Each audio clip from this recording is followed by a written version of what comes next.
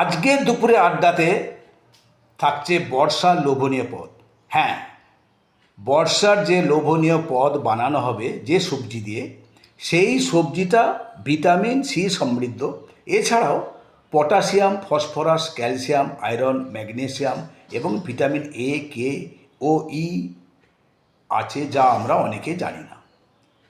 এই সবজিটাকে আমরা সেভাবে পাত্তা দিই না বা গুরুত্ব দিই না, কারণ এর হেলথ বেনিফিট আমাদের সঠিক জানা নেই।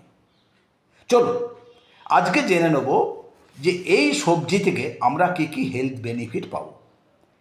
প্রথমত, ক্যান্সার রোধক, বিশেষ করে কোলন ক্যান্সার, ডায়াবেটিস ও কোলেস্টেরলকে হ্রাস করে, হৃৎপিণ্ড ভালো রাখে, কোষ্ঠকাঠিন্য দূর করে, ত্বক ও চুল ভালো রাখে, মস্তিষ্কের উন্নতি ঘটায়, রক্ত বাড়াতেও সাহায্য করে, রক্তশূন্যতা ও মুখের ঘা প্রতিরোধ করে, ক্ষতস্থান সারা শুকোতে সাহায্য করে, গর্ভবতীকে সুস্থ ভারসাম্য রাখে, পেটের মেদ কমাতে কিন্তু এটা কাজে লাগে। এই সবজিটি সাদা, কালো, ফিকে সবুজ এবং বেগুনি রঙের হয়। এটা রান্নায় খুবই গুরুত্বপূর্ণ একটি আইটেম। স্বাদ ও গন্ধ দুটোই ভালো। বাঙালি এই সবজি দিয়ে নানা সুস্বাদু ও মুখরোচক পদ বানানো ছাড়াও পাহাড়ি পদ বানাতে কিন্তু বাঙালি ওস্তাদ। শীতের সময় বেগুন ছাড়াও বর্ষার বেগুন সুস্বাদু হয়।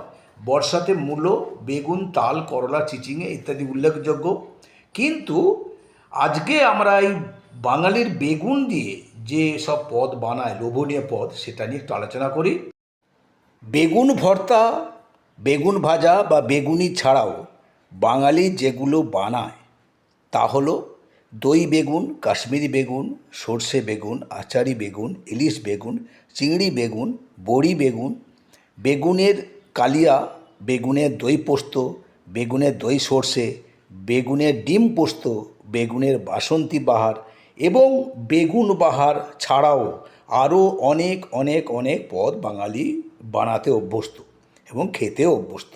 সেটাই এখন বর্ষার লোভনীয় পদ বলে আমরা বলছি।